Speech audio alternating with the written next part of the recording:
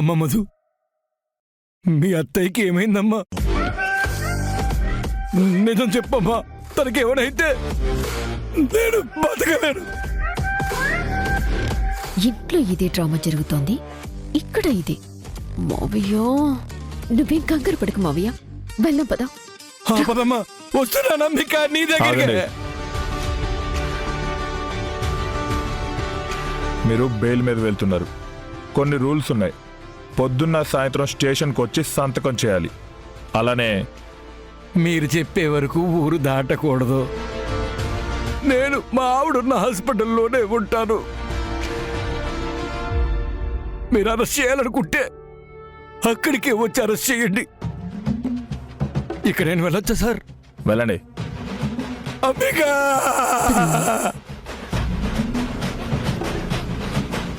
మధు, ఏంటి? నన్ను కూడా బయటికి తీసుకెళ్ళొచ్చు కదా మధు. మీరేమైనా పిక్నిక్ వచ్చారనుకుంటున్నారా? సరదాగా బయట తిప్పడానికి?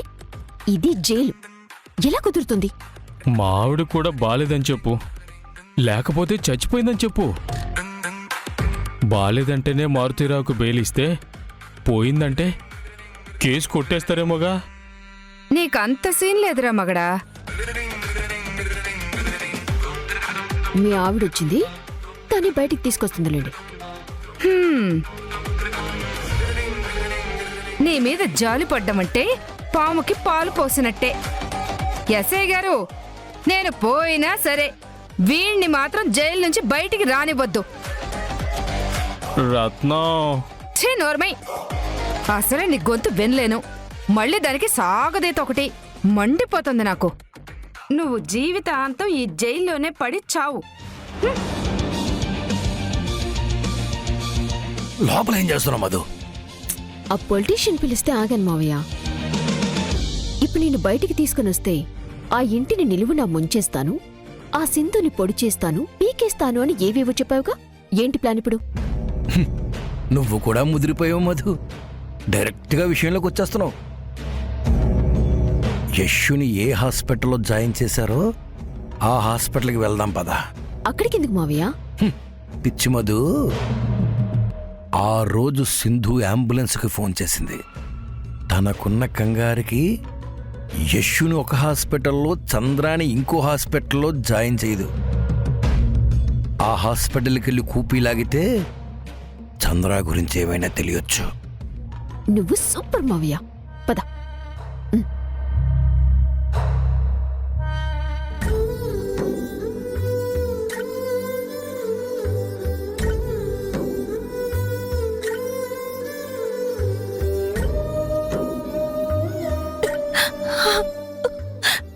నాకేం చెయ్యాలో అర్థం కావడం లేదు మావయ్య. మీ చావు గురించి అత్తయ్యకి చెప్తే తట్టుకోలేరు.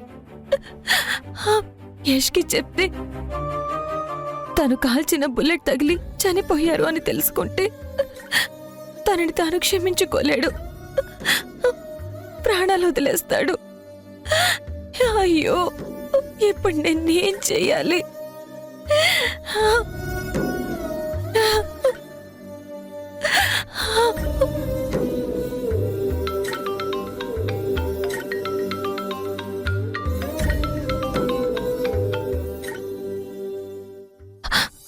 చెప్పండి డాక్టర్.